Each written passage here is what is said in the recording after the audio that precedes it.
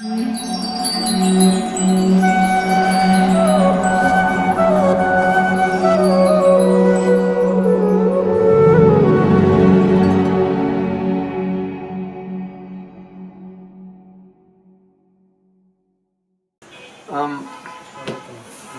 want to tell you a couple stories. The first story, I'd like you to do a visualization. Imagine it's 1968, you're 18 or 19 years old, and you're living in Haight-Ashbury, and you are a full-on hippie. And you have now become a devotee. So before you were a devotee, you were getting high every day. You had a different girlfriend or boyfriend every few weeks. You were living in different places every few weeks. You didn't really have a place. You were just hanging out, playing your guitar, singing. And now you've become a devotee. Then all of a sudden, one day, Malati finds some Jagannath deities in the store. She doesn't know what they are, but they're from India.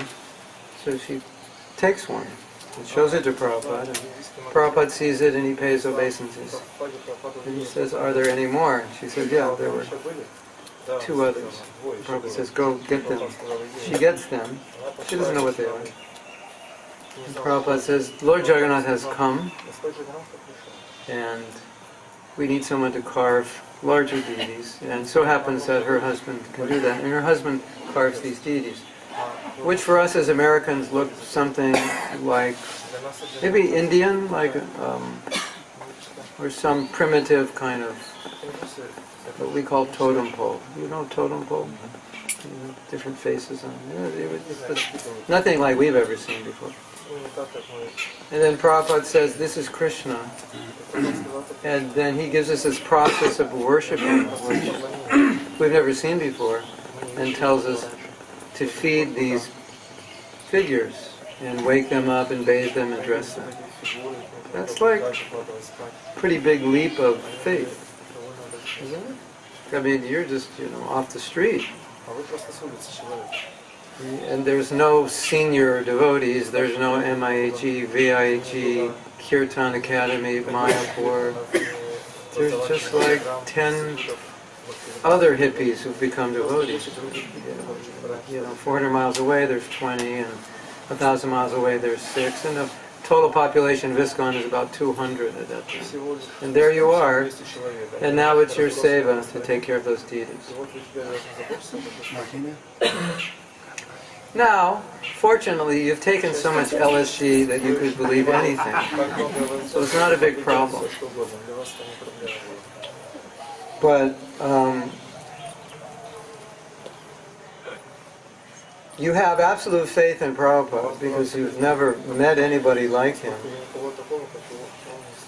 And whatever he says, you accept. And so if he says this is Krishna, you accept it.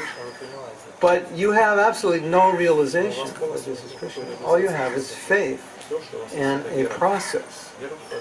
So you have a process of deity worship and faith that your guru said, this is non-different than Krishna. Krishna is here.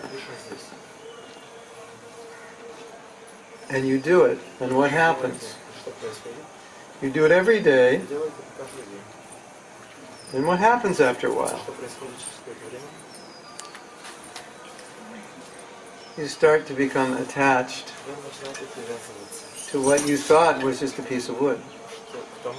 And you're worried about feeding Lord Jagannath and clothing him and buying new jewelry and learning how to cook better and so on.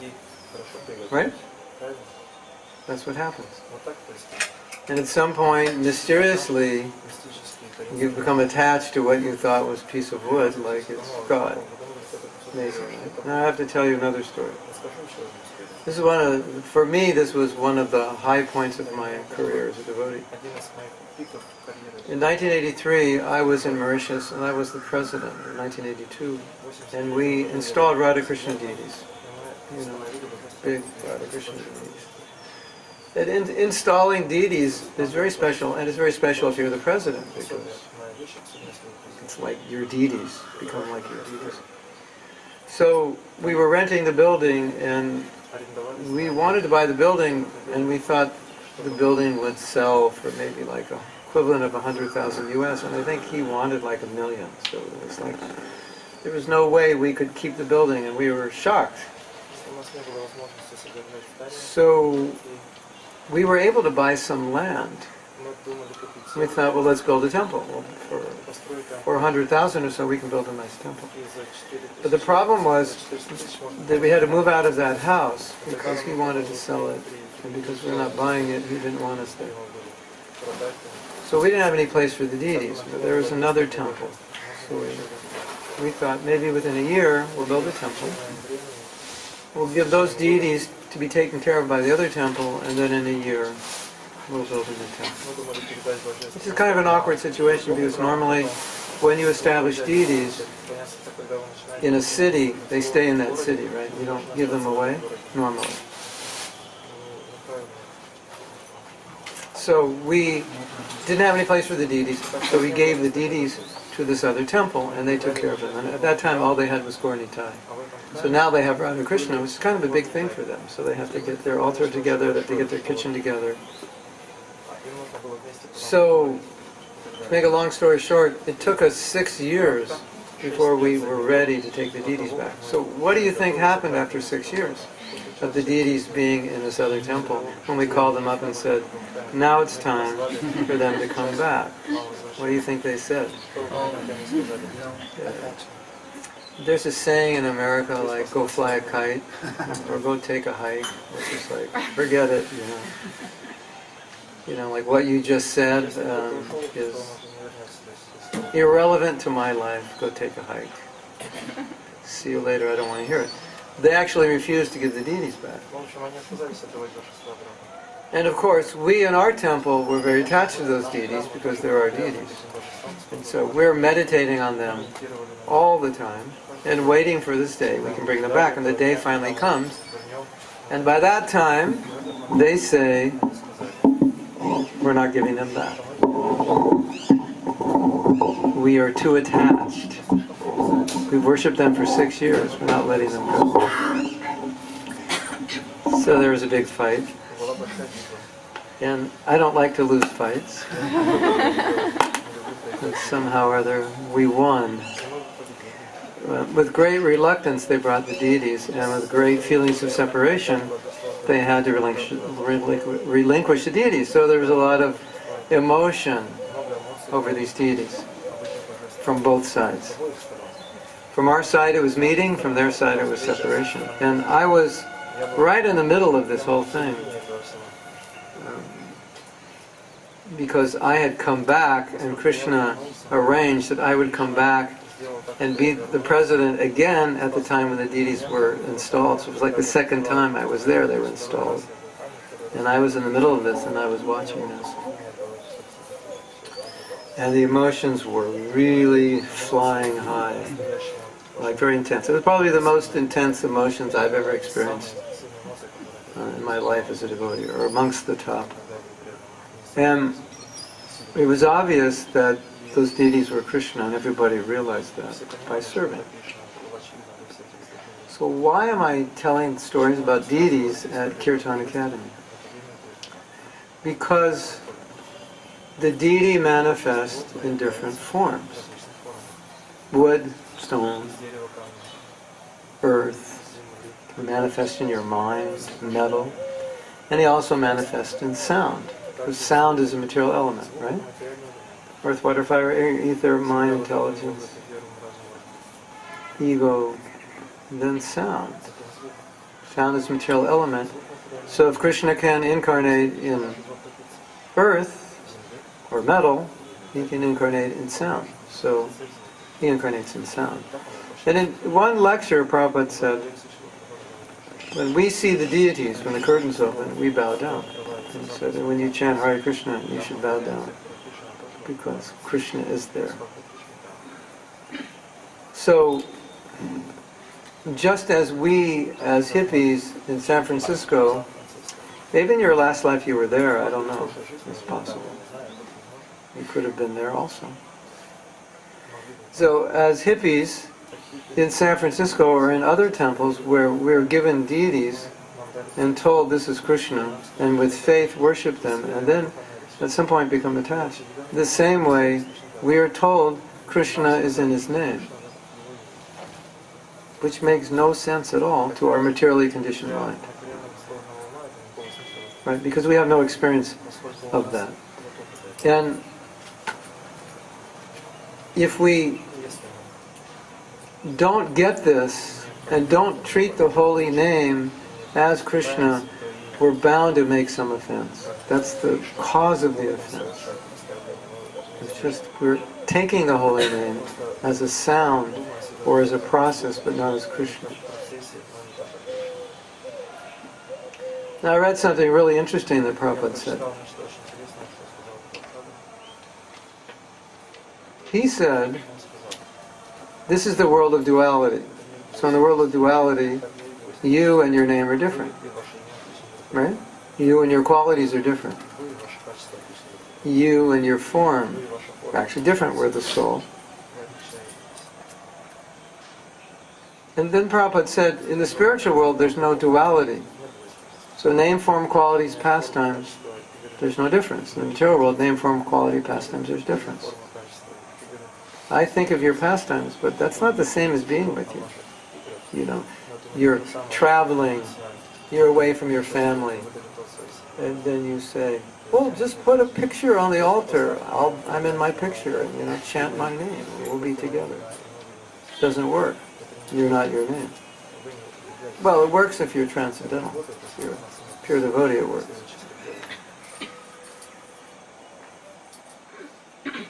So the nature of the spiritual is that the name and the form and the qualities and the pastimes, they're the same.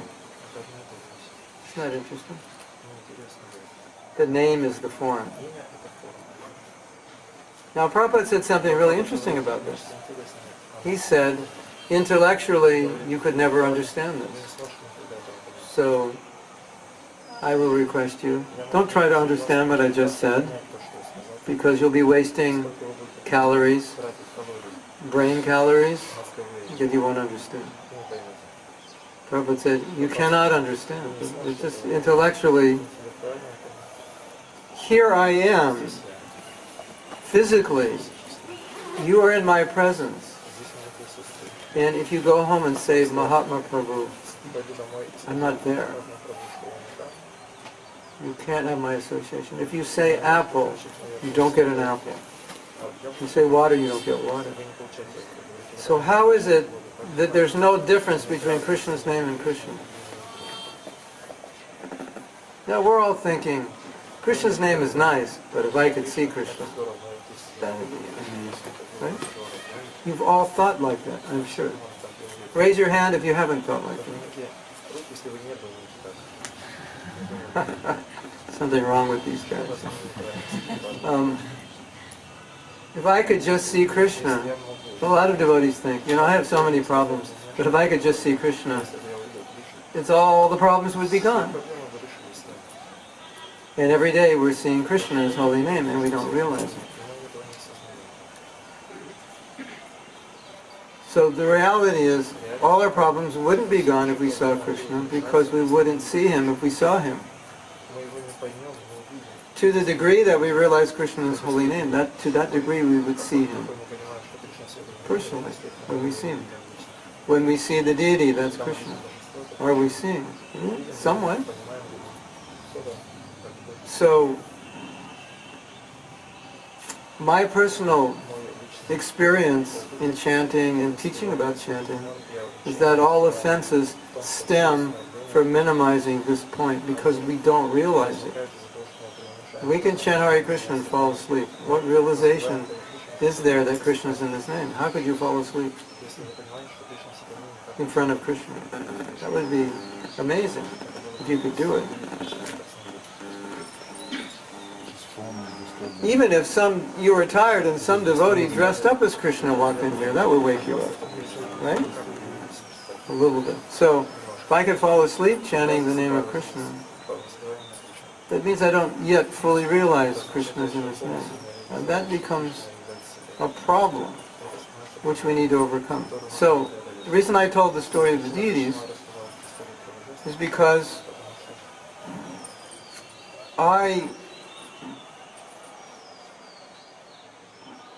my understanding is that when we chant, we have to treat the holy name as Krishna whether or not we realize it. We have to honor it and worship it as Krishna whether or not we realize it.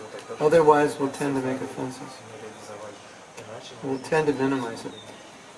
I don't know if you discussed this yet, but in the Jaiva Dharma, Bhaktivinoda Thakur says that the second offense, consider the names of demigods like Lord Shiva or Lord Brahma to be equal to or independent of the name of Krishna. There's another aspect of that offense, is to consider Krishna and his name to be different. That's also a offense. Did you discuss that? No, it's not apparent because it doesn't say that, but Shiva also means auspicious. So to consider the auspicious name Shiva,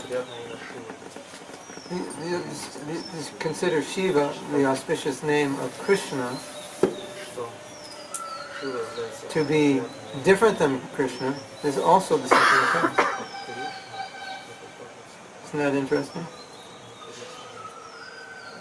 It's an offense to not fully realize or treat the holy name as Krishna. To treat the pastimes, the name, and the qualities as different than the form, different than the person. So when you say, oh, if you ever say, oh, if I could just see Krishna, all my problems would be solved, it's actually an offense to the holy name to say that. Because you're minimizing the name, making the name not Krishna. Making the name something less than Krishna. That's the second offense. Interesting, isn't it? Now, Srila Bhaktisiddhanta Saraswati Thakur explained this problem. It's kind of what we call in English a vicious cycle. You do one thing wrong, it creates another problem. And that second problem creates you do the first thing wrong. And the first thing creates you do this. You keep getting worse. It's called a vicious cycle.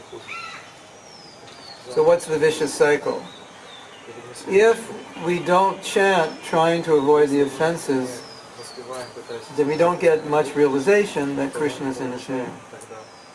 If we don't get much realization that Krishna is in his name, we don't treat the name as Krishna. If we don't treat the name as Krishna, then it goes in a cycle where our chanting tends to become ritualistic. I have to get my rounds done, but I'm not experiencing Krishna's presence. So Bhaktisiddhanta said, the problem with that is when we're not experiencing the holy name, our faith in the name starts to dwindle, and it's really hard to understand Krishna's in his name. And then we say things like, I really like kirtan, but I really don't like japa. It's actually an offense to the holy name.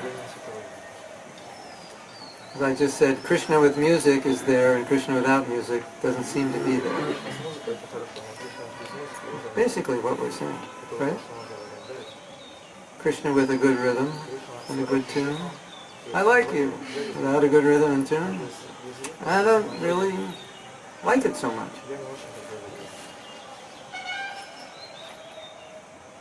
So the vicious cycle can be reversed because if we chant well, we get realization. When we get realization, we appreciate Krishna's name, we get some experience. Okay, so this is just the foundation of what I want to build upon. Treating the holy name as Krishna, in theory, that's the beginning. We don't have realization. That's okay if we don't have realization. That's not expected. But at least I can honor the holy name as Krishna. I can start there. Just like, I don't know Jagannath's there, it just looks like wood, but my Guru Maharaj said, he's there, I treat him, I bow down, I treat him as God, I offer food. Can you imagine how weird that was for the first devotees? The offering a deity food, waking him up, putting him to sleep. Required sufficient faith. Right? So that's what they did. So the same faith. My Guru Maharaj said, this name Krishna is an incarnation of Krishna in sound. Prabhupada said, in Kali Yuga, this is the incarnation of Krishna. He comes as Nam Avatar. Incarnated in sound. I have that faith. That's him. He's in sound. I don't realize it. Sometimes I chant, I'm bored. Sometimes I chant, I sleep. Sometimes I chant, I get distracted, which obviously wouldn't happen if Krishna were sitting in front of me. Right? Did you get bored? Krishna, can you go? I heard the funniest lecture today. Oh my God, this was so funny. The devotee was saying, we may not be ready to be pure devotees, because if we say, Krishna, whatever you want, I just surrender, and then we're pure and the deity talks to us and tells us what he wants us to do, we'll close the curtains and say, that's enough. I don't want to hear anymore, I'm not ready to do all that. I want the deity to talk to me. Then he'll tell you what to do, and you'll say, I don't know if I want to do that. Isn't that funny? And true? Right? So,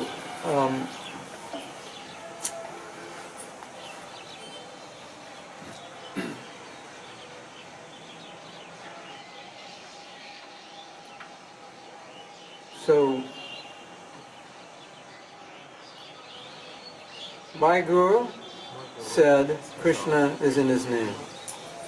Doesn't make sense to my head. I have no experience of that. And it doesn't make sense to my heart because I'm not feeling that. How do I get over that? Just as we learn to worship the deity, we learn to worship the holy name by accepting this is Krishna, and when I'm chanting, I'm with Krishna. And therefore, I honor the name as Krishna. Even I have no realization, I honor the name of Krishna. And that's how I get realization that Krishna is in his name, by treating the name as Krishna. If I treat the name according to my realization, how do I treat him? This is the problem that I see in my travels in helping devotees improve their chanting. Many, many devotees have taken their japa as something they have to do and something they don't really like to do, but it's a vow. So they've taken it more in a religious way. A religious way meaning it's kind of like a ritual that we do every day, but not done with much realization or much feeling or much attraction. Just more as a ritual. 16 rounds I must do every day.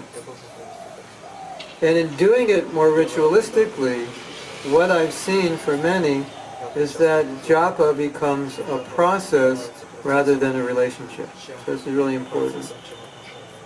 If you're taking notes, write this down.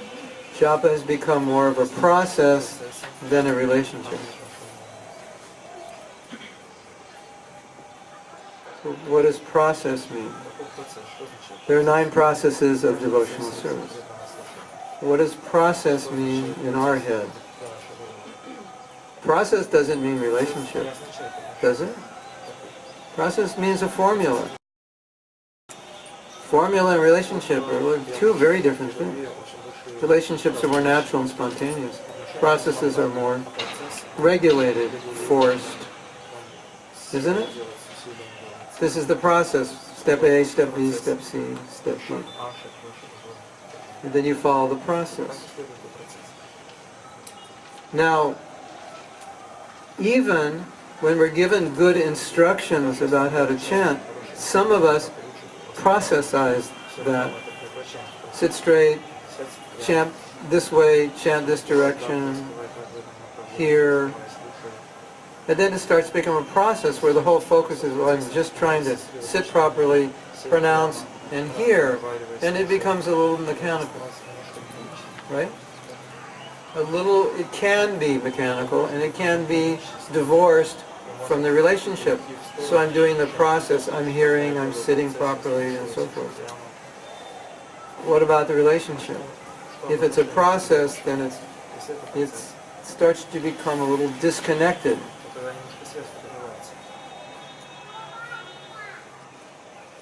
You agree? Raise your hand if you agree. If you don't raise your hand, you'll be thrown off the balcony.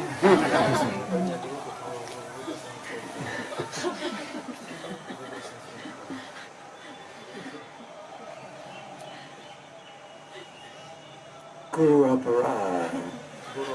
Throw him off the balcony.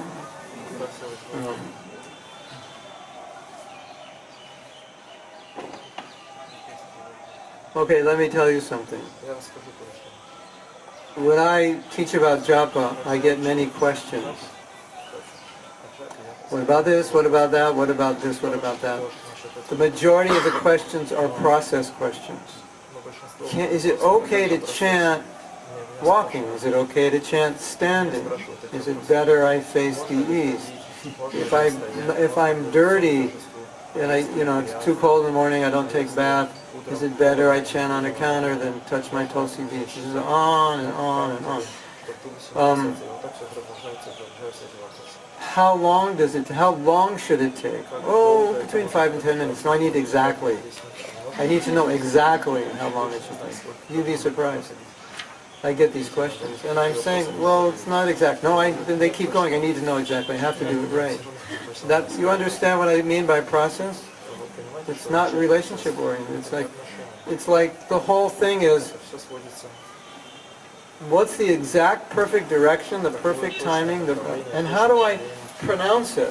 I got to learn the proper pronunciation, which actually some of us can't pronounce properly because of the accents we grew up with. So, now what do we do?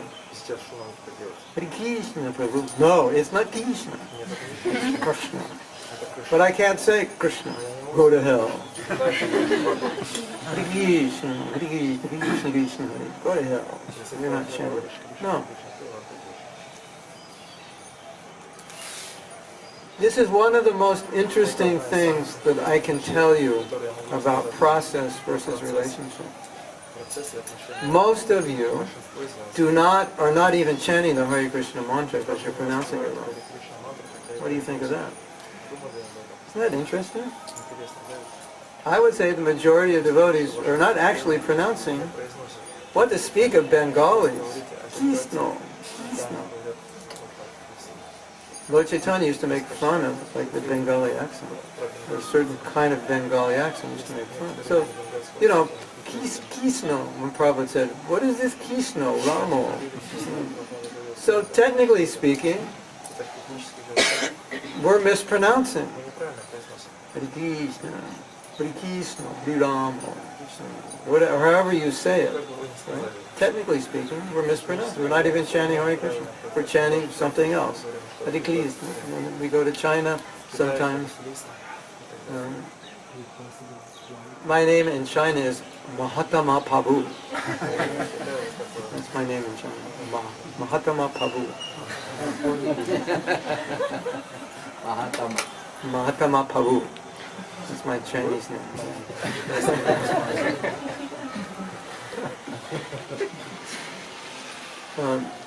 So there's limitations, right? So there's a story. I think this is one of the most interesting things to break this process-oriented chanting. There was a man who was complaining to Prabhupada that your disciples, they don't know how to pronounce the holy name. Hare Krishna, Krishna Krishna, Hare Hare, Hare Ram, Ram Ram, Hare Hare. That's how to pronounce it. Now, if you're from Mexico, it's Rama, Rama, Hare Rama, Hare Rama, Rama Rama, Hare Hare. And if you're from France, it's like Rama, Hare Rama, Rama, Hare Hare. How do I know? Because I've been to all these places. Heard devotees chanting. So this man came to Prabhupada and he's hearing all these devotees with their Krishnas and Ramas. Your disciples do not know how to pronounce the holy name. And Prabhupada said, I know. And he said, but Krishna knows who they're calling. Krishna knows who they're calling. So what's more important? Your heart or your pronunciation? Isn't that interesting? Because we say Krishna's in his name. And if you're calling Krishna and mispronouncing it, Krishna's still there, because it's not a material process. I'll tell you something else. Isn't that interesting? Find that interesting? I'll tell you something else that Bhaktisiddhanta Saraswati Thakur said. He said it's just like the deity, Krishna's like the deity, that you have to call Krishna to descend in the deity. It's not just there. You have a ceremony, you install the deity and say, Krishna, please come. He said it's like that with chanting, because when you chant, you have to call Krishna into his name, and you call Krishna into his name by your attitude of service. By the attitude with which you chant, Krishna descends in his name, not by the pronunciation. Not by the way you sit or pronounce or necessarily how well you hear, but what you are asking or the mentality you put into the chanting. Krishna, I want to serve you. Srila Bhaktisiddhanta said, when you put the mentality of service into the mantra, Krishna descends into it. So he said something which is a little different than what Prabhupada has told us. Not entirely different, it just takes explanation. But he said, Krishna's not in his name. Wow. Have you ever heard that before? Krishna's not in his name. But he descends in his name when it's chanted with the attitude of, I want to serve you. Then Krishna's in his name. Isn't that interesting? So you can chant Hare Krishna, Krishna Krishna, Hare Hare, Hare Rama, Ram Ram, Hare Hare. Perfectly sitting straight, big yogi. But if you don't have the mood of service, Krishna's absent. You've got the process, but not Krishna. Everything's great, it's just missing one thing, Krishna. It's a minor detail in your japa. I chanted some really good rounds, I pronounced them properly, everything was good. Only one problem, Krishna didn't show up for those rounds. So, we have to start from this platform that maybe I don't realize Krishna's there, but I have to treat him like he's there. When I'm chanting, I have to treat Krishna as if he's there. So that's kind of the foundation of, I think, everything I want to talk about in the next 5 days. But I want you to get this first. Understand the difference between ritual, between process and relationship. Now, one time, some devotees met the neighbor of Bhaktivinoda Thakur. Oh, by the way, if you want to go to Bhaktivinoda Thakur's house, we're going to go tomorrow. We're going to chant our rounds to Bhaktivinoda Thakur. So if you meet at Panchatattva entrance about 5:15, we'll go. Take a boat, walk to his house, chant a few rounds, and come back. If you're into, yeah, it's a good place to go. If you like to come, you're invited. So Bhaktivinoda Thakur had a neighbor, and some devotees got to meet the neighbor. And the neighbor said, I used to hear him chanting. So naturally the devotee said, well, how did he chant? And it said he chanted as if he was calling Krishna, like Krishna was outside and he was calling him to come. Hare Krishna, Hare Krishna, Krishna Krishna, Hare Hare, Hare Ram, Ram Ram, Hare Hare. Interestingly, Prabhupada told, I forget who, I'm not sure, Prabhupada said, when you chant Hare Krishna, Krishna comes. We don't see him, but he comes, he shows up, and he says, you were calling me, what do you want? What are you asking for? What do you need? Isn't that interesting? Did you know that? Hare Krishna, you're calling Krishna, so he comes. And he's asking you, what do you want? And what are you thinking? Well, I just want to sit straight, pronounce properly, hear, don't fall asleep, and somehow or other block out this 2 hours so it's not so painful. That's my prayer. Is that the perfection of japa? So Prabhupada said, Krishna's coming and he's asking, what do you want? He said, that's japa. It's where you ask Krishna for pure devotional service or anything connected with pure devotional service. That's where the relationship comes. That's relational japa as opposed to process japa. And if we get this, everything changes. Everything becomes sweeter. Now, I have noticed that due to upbringing, certain people are very ritualistically inclined. So even though you tell them there's not an exact time to chant or an exact amount of time for each round, they're kind of relentless. They need to know. So if you have that kind of conditioning where you're very attached to ritual and external, it may be a little more difficult to transcend this or purify this. But please understand that when you really go deeply into understanding what kirtan is or what japa is, that you see its connection, relationship. So, you all know the bad news that long time ago, we all decided to turn away, turn our back. Shastra says, Bahirmukha. We turned our back on Krishna. That was an unfortunate moment in our history, right? And using that example or that actual event, when we chant japa, what are we doing? We're turning around. And what are we saying? We're saying, Krishna, I made a big mistake, and I've suffered a lot. That's inherent in the meaning of japa, isn't it? You know what Prabhupada said japa means? You know what he said the Hare Krishna mantra means? He said, my dear Lord, I have served Maya for so many lifetimes. I have suffered so many lifetimes. I don't want to serve Maya anymore. I want to serve you. I'm so attracted to serving Maya, but I'm tired. I want to serve you. Please give me service. Please give me the desire to serve you. He said, that's the sentiment.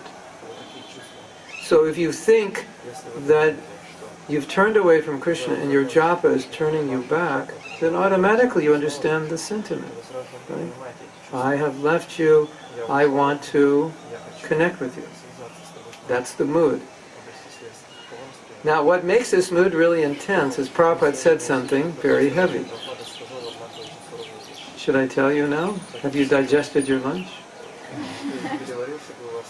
He said something very heavy about this. He said, we actually don't have a right to ask Krishna to accept us.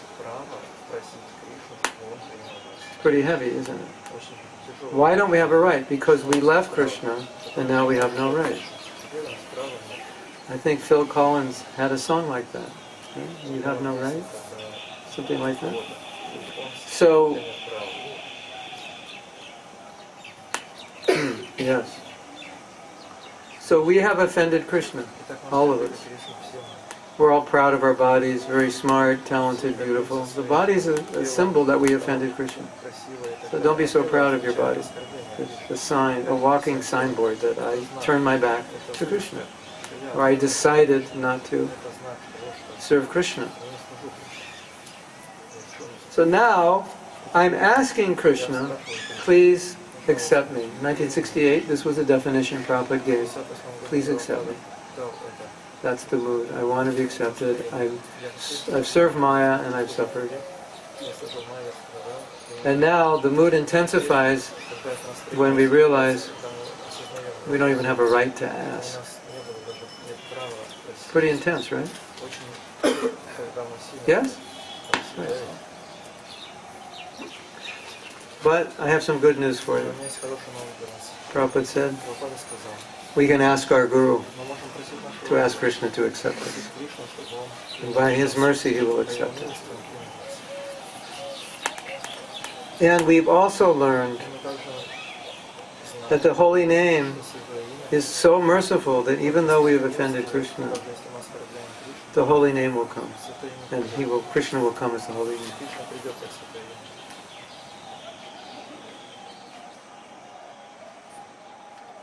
So Bhaktivinoda Thakur said, when you chant the holy name, you should meditate on what the holy name means. These are two meanings that Prabhupada has given us. Acharyas have given many meanings. But I'm just giving these two meanings because it gives you an idea of what chanting in the mood that Krishna will descend in His name is like. What the mood is, what is the, what we call chanting within the relationship. That you're conscious that you're talking to Krishna, and as Prabhupada said, you're opening your heart. Krishna's asking you what you want, and you're revealing it. And I want a relationship with you. In my experience, process-oriented chanting has at the root this problem where we're not dealing with the name as Krishna. That's where it all comes from. And then we get more into the mood of, this is a sadhana, and I have 16 rounds which I've committed to my Guru. It's a sadhana, it's a duty, and I must finish it. And it's not relational. It becomes dharma. It's not premanam, it's dharmanam. And as our exalted godbrother, who is so responsible for giving so many devotees a taste for the holy name, has said, my dear devotees, how long can you go on chanting without taste? You cannot go on forever without taste. It is not possible. You must get taste.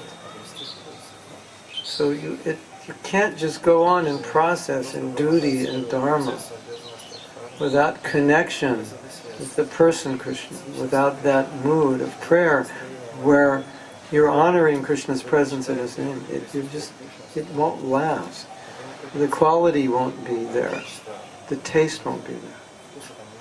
So in my experience, I feel that the root of all the offenses is this minimization of Krishna in His name. And just taking it as a dharma, as a duty, as a ritual, as something I have to do. I mean, that, it's unfortunate we feel that way.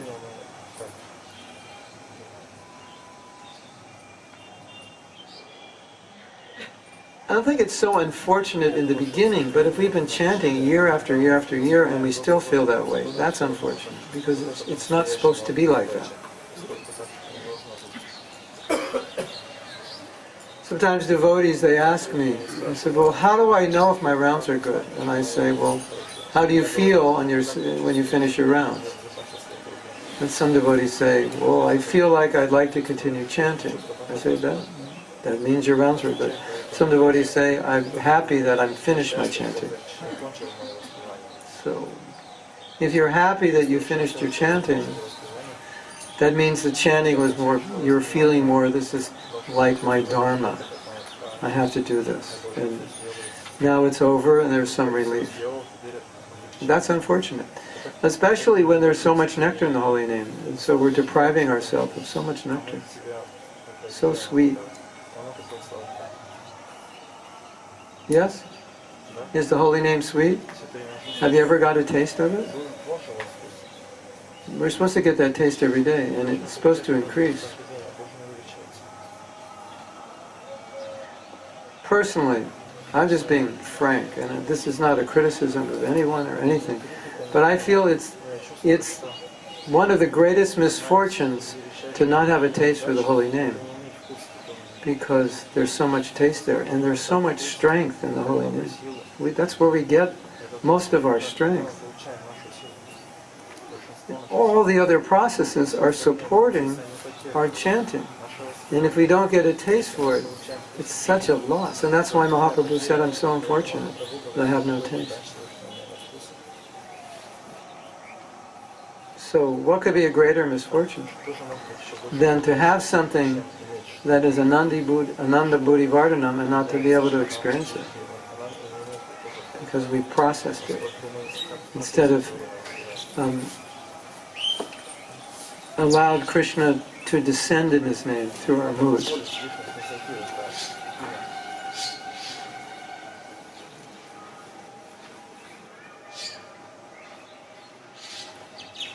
So, is that all right?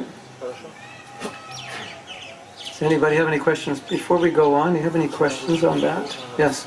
You started to mention about meaning of holy name by Bhaktivinoda Thakur, like two main meanings. No, Bhaktivinoda Thakur was saying you should meditate on what the holy name means. Well, for Bhaktivinoda, what does it mean? Bhaktivinoda Thakur said, when I chant the holy name, I'm drowning in an ocean of nectar. I feel like I'm drowning in an ocean of nectar. Wow. I'll just take a drop. We can go tomorrow and say, you know that ocean you're drowning in? Could you throw a drop my way? That should be enough for me. What Bhaktivinoda Thakur meant by meditating on the meaning is the feeling. Because if you study the meanings of the holy name given by different acharyas, they're not intellectual meanings. They're actually those great devotees' moods in chanting. So, if the holy name means Krishna, please, please, please, whatever it is you're asking for, accept me in a relationship or purify me or whatever, and you're not in that mood, you're not connecting to what the holy name means. Then what does the holy name mean for you? It might mean, let me get my rounds done. But that's not the meaning of the holy name, but that could be the meaning for you. Look, I'll give you an example. I think it was 1975, some devotee wrongly created a kirtan competition, and they hired all these, they allowed all these kirtan groups to come. And some of the kirtan groups were professional, so it was like, American Idol or whatever those shows are. British Has Talent, or that one in Lithuania, what's it called? That Jasoda's on, those.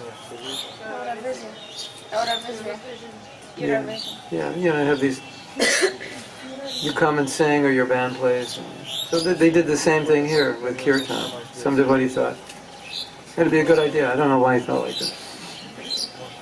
So they had these different kirtan groups, and I guess they had judges. I was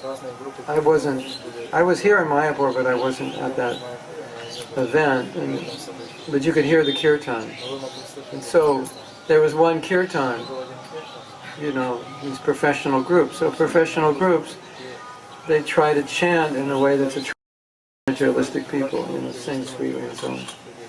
Yeah. Bengalis have sweet voices. I was here in Mayapur in 1975, and I was thinking, the Bengalis have such sweet voices, and I'm serious. I walked down Bhaktisiddhanta Road, and there was a shop, and there was a 3-year-old singing, Hare Krishna, Hare Krishna. I'm serious. It was like, sweet Bengali voices. So you can imagine these professional kirtans, like materially they're really sweet.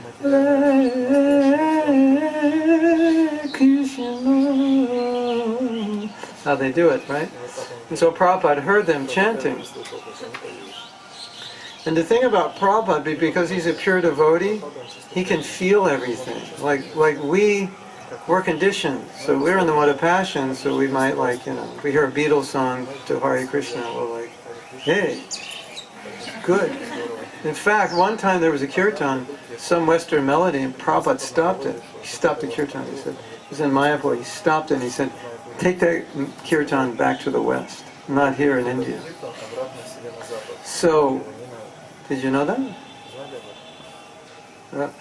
there was another time, I'll finish the story, but there was another time that a devotee who's a very good musician was going to lead Guru Puja for Prabhupada, and he had prepared, he had his man, his kartals, mridangas, and then he was chanting a verse they chant a Gaudiya month before they do the Guru Puja. So he was chanting it very melodiously, very professionally. He's a really good musician. He had a really good band before he was a devotee. He was chanting like that, and all this man, and Prabhupada said, stop, get someone else to lead. The mood was just, Prabhupada feels it. He feels the mood. He stopped the kirtan, got someone else to lead. When the artist wanted to redo all the early paintings from 1970 Krishna book because they're more proficient now. So they redid a lot of the paintings, the same scene, and they redid it. And they brought it into Prabhupada. He rejected every painting.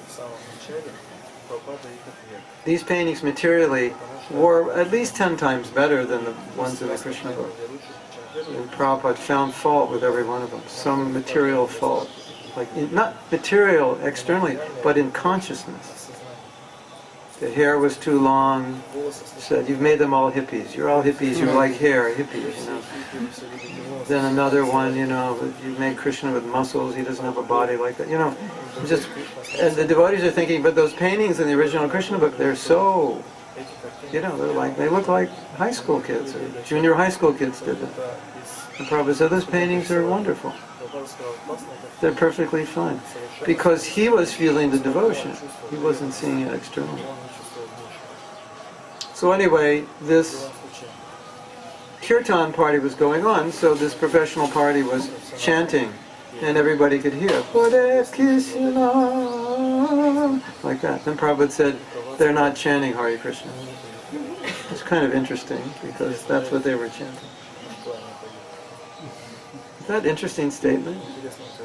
Prabhupada, I hear Hare Krishna. No, they're not chanting Hare Krishna. Well, Prabhupada, what are they chanting? They're chanting money, money, money. Because if they win the competition, they get money. Isn't that interesting? The Hare Krishna mantra is coming out of their mouth, but what's coming out of their consciousness? Money, money, money.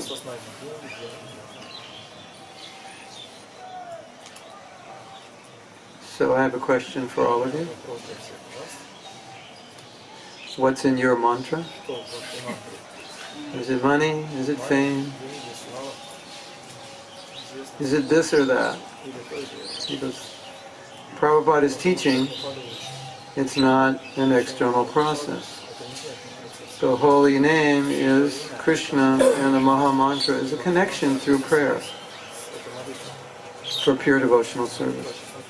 So if we're chanting the holy name, but we're thinking money or I want to be God or whatever, then that's not the holy name.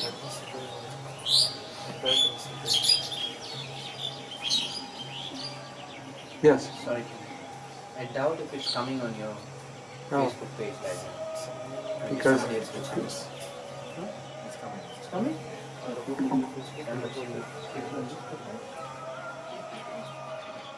That's my page? Yes.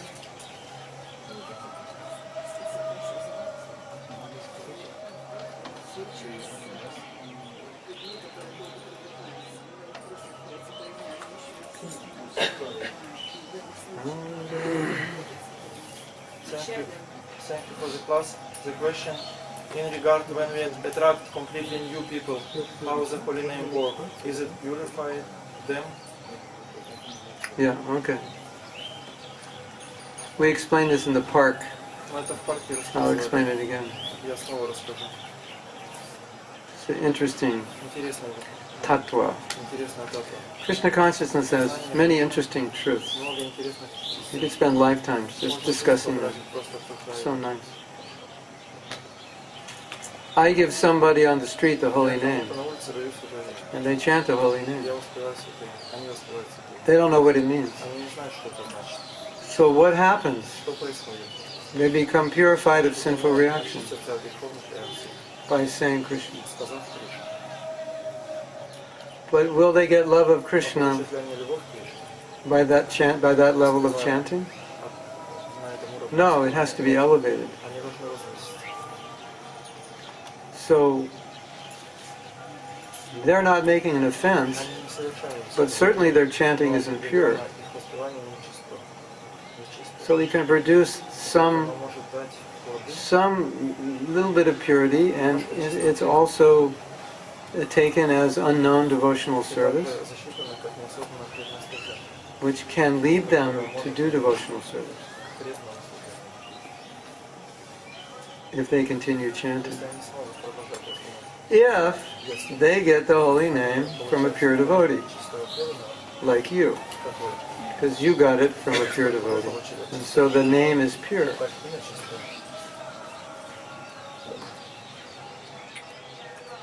But if you want to develop love of Krishna, then you're going to have to chant without offenses, and to chant without offenses, you have to know what the offenses are. Where the people you give the holy name to, they don't need to know what the offense is, because they're not yet seriously taking to Krishna consciousness. So let me explain three principles. Offensive chanting means chanting committing one or more of the 10 offenses. Then the second stage, namabhas, is chanting with an effort to avoid the offenses, which means you need to know what they are. And lower stage of namabhas is also there for people who don't know the offenses, just new people. They're chanting. That's namabhas. But if they or we want to advance towards Shuddhanam, then we have to know what the offenses are and we have to avoid them. Otherwise, for non-devotees, they'll just stay on this very low level.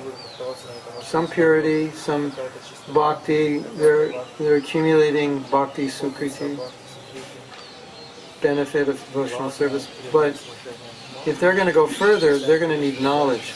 Sambandha means you need knowledge. And so you need knowledge how to chant. You need to know who Krishna is.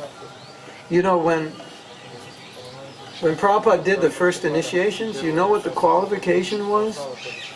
What you had to know to be initiated? You had to know that Krishna is God, and you're a servant, and then you could get initiated. Did you know that? So I think it was when Kundaraj said, I want to get initiated, what do I have to do? And Prabhupada said, who is Krishna? He's the Supreme Personality of Godhead. Who are you? I'm a servant. Okay, you can get initiated tomorrow. So, because then when you know that, then you can chant in relationship. And then your chanting can then evolve gradually towards Shuddhanam. But for the average person who doesn't know that, all they can do is namabhas on a low level. Now, the problem is, when you want to take seriously Krishna consciousness, then you're held responsible for making offenses. Because as we know, when you know what's wrong and you commit the mistake, it's more offensive than if you don't know. So, for us, we need to know the offenses. So Bhaktisiddhanta Saraswati Thakur has said that chanting without making an effort to avoid the offenses is nam aparad. You're chanting for some material benefit, or you're offending Vaishnavas, or you don't have proper knowledge of Krishna. You think Krishna is like any other demigod. You think chanting is like any other karmic activity or religious activity. Offenses like that. You're using it to counteract sin. All these offenses. You're not taking it seriously. So he said, if you make an effort to avoid those offenses, then you're on namabhas, second stage. Not that you're avoiding, but you're trying to avoid it. That's a really important distinction. Because this discussion about namaparad could become quite depressing when you realize you make offenses. But Prabhupada said it's not, namabhas is not, or namaparad is not that you make offenses. the problem is not trying to avoid. Sometimes you try to avoid and you make, right? Have you ever criticized a devotee? Probably, right? Yeah.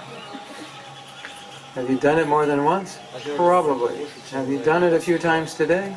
Probably.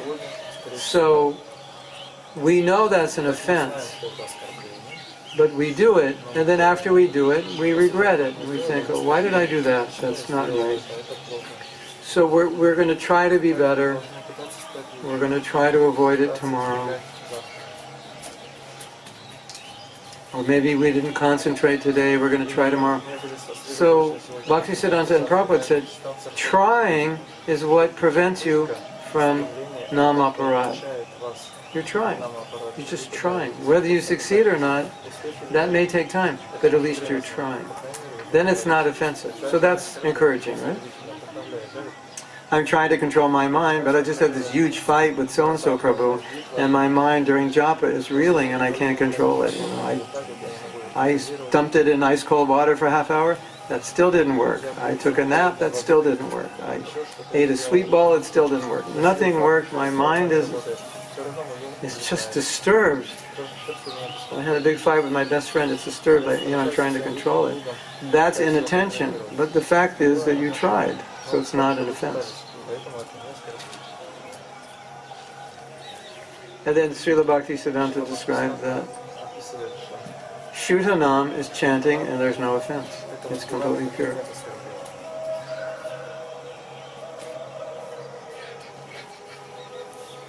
So we are traversing on the path of Namabhas.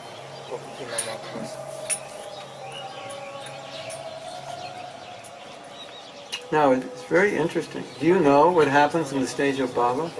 In that stage you realize the name is Krishna, that full realization. That's why there's ecstatic symptoms, because you experience it. And so pretty much on the lower stages of chanting, there's little realization that Krishna is in his name, and the higher stages, there's full realization. So as you advance through Namabhas, you get closer and closer to that full realization. So you start experiencing Krishna in his name a little more, a little more, a little more. And then you finally come to a point where you actually like to chant.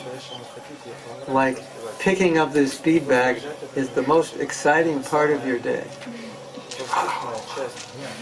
Just like this is like so exciting. And you start chanting and you're thinking and feeling like, this is like, I am so fortunate to have the holy name. There's nothing better than this. I just do this all day. Wouldn't that be nice?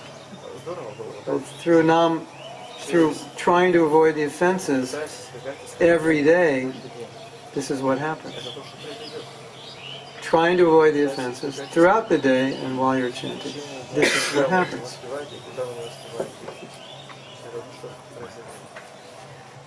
Where did it go? Oh my God. It fell down or it's never there? Oh. It was never there. No, it wasn't. No. It was just Yeah, my microphone's offending me. It doesn't want to listen. So I've heard all this before. I'm bored.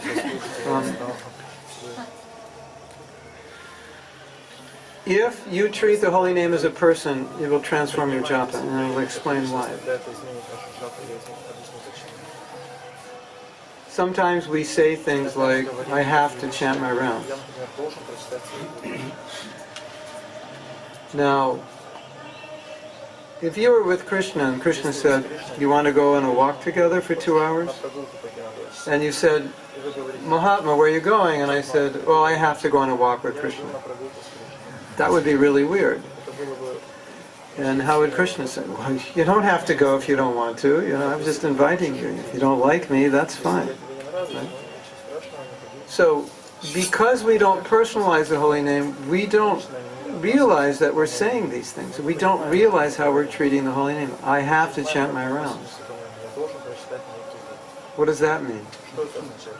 Krishna, you're cool, but your name, like 2 hours, I don't know.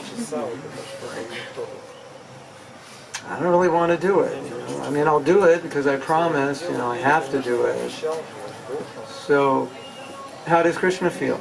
Now, we'll talk about this tomorrow, but aparad is such an interesting topic because aparad means Krishna's feelings are hurt. Did you know that? That essentially what aparad means is Krishna's feelings are hurt. You offend the holy name, you offend the Dham, you offend the deity, you offend the Vaishnava. That hurts Krishna's heart. That's what it means. Isn't that interesting? Like, we all know, if you offend a devotee, Krishna feels offended because the devotee is dear to Krishna. So what's happening? Krishna feels offended. And in fact, Shastra says Krishna can't even tolerate an offense. That means it's hurting him so much he can't tolerate it. That's all about his feelings. Isn't that interesting? God cannot tolerate an offense committed against his devotee because it hurts him so much, because that devotee is so dear to him. So aparad is personal. Krishna's personally being offended. That we're minimizing the holy name, and that hurts. Krishna's in his name, that hurts him. Isn't that interesting? So you can see how when we impersonalize the holy name, we don't treat it as Krishna, it becomes quite fertile soil for committing aparad. Isn't it? It's interesting, isn't it?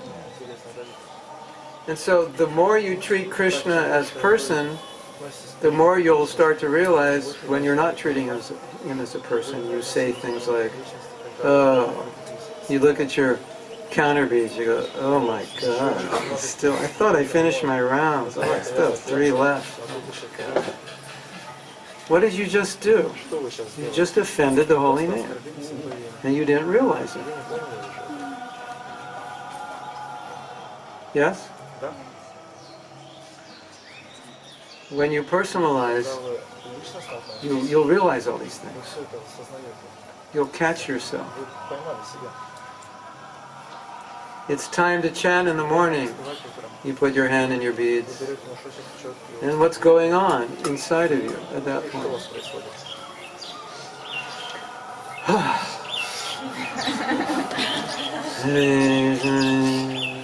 What's going on? What's going on right there?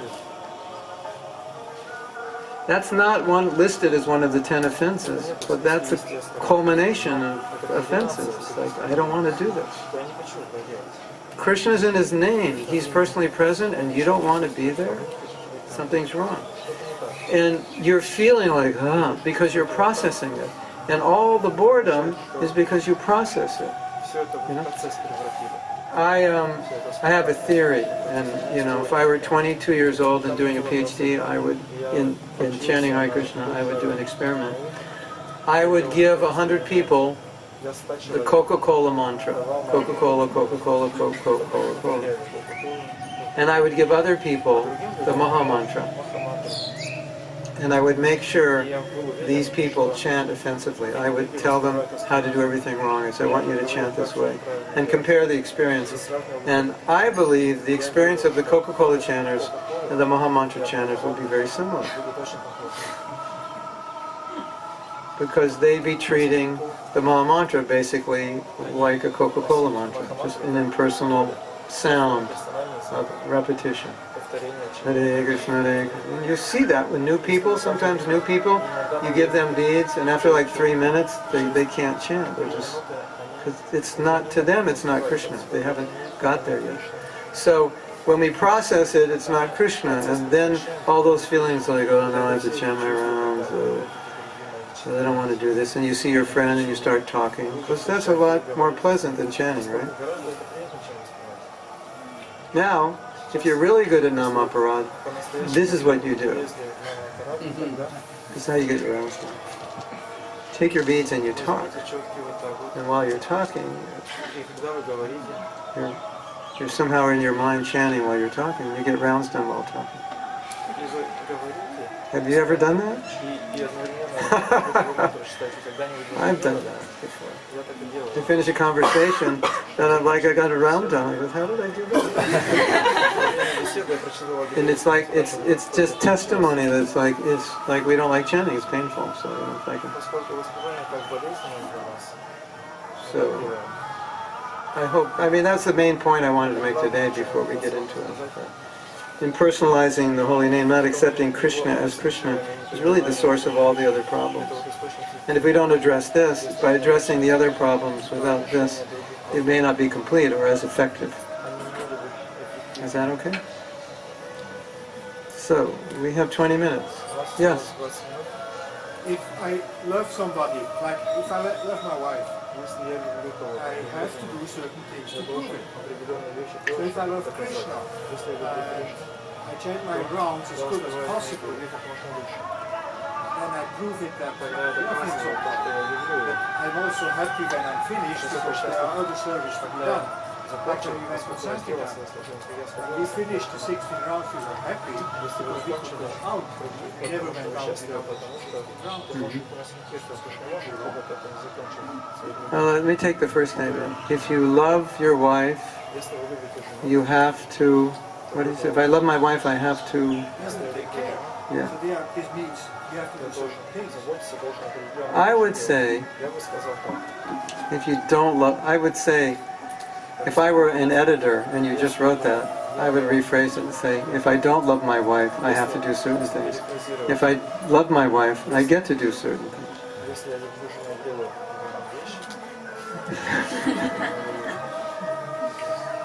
You like to go to the mall with your wife, and she goes shopping?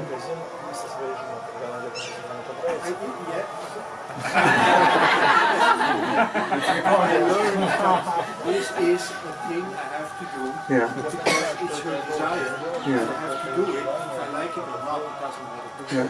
That's being a good dharmic husband. When you first met your wife, okay, I think I can resolve this problem. After you've been married, what you just said is true, you know. But when you first met her, if you were in love, wherever she goes, you go. And you want to go where she goes. So. What? Yeah, it's a symptom of being in love. Yeah, that's my point. If the more there's love, the more you want to be, and the more there's duty, it's more like there's a duty of love, you know. So I don't want to undermine the duty of love for my guru that I'm chanting 60 rounds. But Prabhupada said something very, it's very telling. At one time Prabhupada was talking about 16 bad rounds, and he was actually imitating how we chant improperly, you know. So I forget what he was doing, but something, you know, Krishna Krishna Nam Nam Nam Nam. He was imitating that, and he said, we don't chant that way. They said, that is not chanting. If you chant like that, you will never get love of Krishna. He said, but he didn't want to minimize the fact that we were chanting 16 rounds a day. He said, well, it's good that you chant 16 rounds a day. But he said something quite interesting. He said, you get the benefit of following your guru 16 rounds, but you don't get the benefit of the holy name because you didn't chant it properly. Isn't that interesting? So it's very good, you've kept your vow, but the problem is you're not chanting purely, so you're not going to evolve to Shuddha Nam unless you purify your chanting.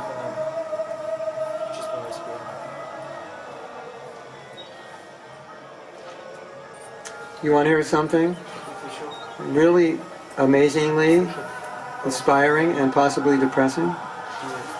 You know, the offense, you know, to maintain material attachments. Bhaktivinoda Thakur said another way of understanding that offense is to not love chanting Hare Krishna. That's an offense. Did you know that? Isn't that heavy? It's also an offense to not love chanting Hare Krishna. That's one of the offenses. To not have love, attraction for the holy name.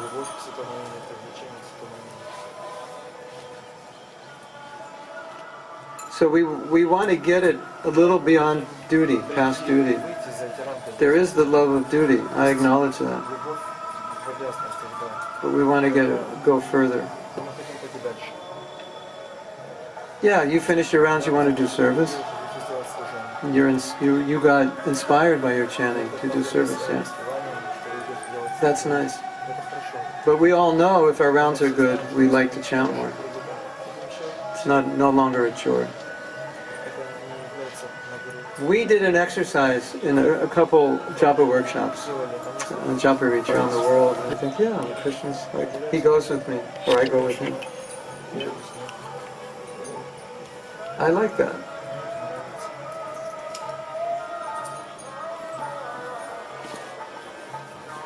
So, tomorrow, if you're not already doing this, you can try. See the holy name as the incarnation in sound, and treat the holy name as Krishna, and see what happens. See if it changes. Because I think that's the cause of all the other offenses. And if you want to do something else tomorrow, which is very interesting, before you chant, and just put your hands in your beads, and before you chant, just sit there and try to notice what you're feeling right at that moment. You know, just put your hands in your beads and sit there and think, what am I feeling right now? And see what you're feeling. Are you feeling like, I'm so happy to be chanting, this is nectar? Am I feeling this is going to be hard? Am I feeling I don't want to do this? I'm hungry, I'm tired, whatever you're feeling. And as you progress in your chanting, you'll start to see that taste increases. So when you begin your chanting every morning, what you're feeling is much, what's the word? More, you're looking forward to it more. You're feeling better about it. You're liking it more. And I don't know if all of you are aware of what you're feeling when you first put your hand in your bead bag. So I think it'll be really nice for you tomorrow. Just put your hand in your bead bag and don't chant, and just sit there and try to just feel what you're feeling. And for some of us, we're not used to doing that, but just sit there and say, what am I feeling right now? What's going on inside of me? And it'll be very interesting to see. And if the feeling is good, fantastic. And if the feeling isn't, then at least you've brought awareness to some resistance, or something's going on that I need to purify. And it's, you know, if I'm not feeling enthusiastic, it's Krishna, and I'm spending time with him, and there's something wrong there, right? Yes? Yes? You have a question? She always has questions I can't answer. Any other questions? Yes? What time is the meeting tomorrow morning? 5:15? Yeah, 5:15, 5:20 at the latest, yeah. And we just walk up Tarampur Road, we go over, take a boat, we walk about 10 minutes to Bhaktivinoda Thakur's house, pray for some mercy, get a drop of the ocean he's drowning in, and walk back. Maybe we'll get back at 7:30 or something, 8 o'clock at the latest, depending how long we want to stay there. You're all welcome. Question? No? So, should we do kirtan or what? Yes? Krishna Krishna Hare Hare. Okay. So, thank you for coming. It was nice to be here. We'll see you tomorrow, and now we'll have some sunset kirtan. Sunset kirtan. Or we call it mosquito kirtan. We will serenade the mosquitoes.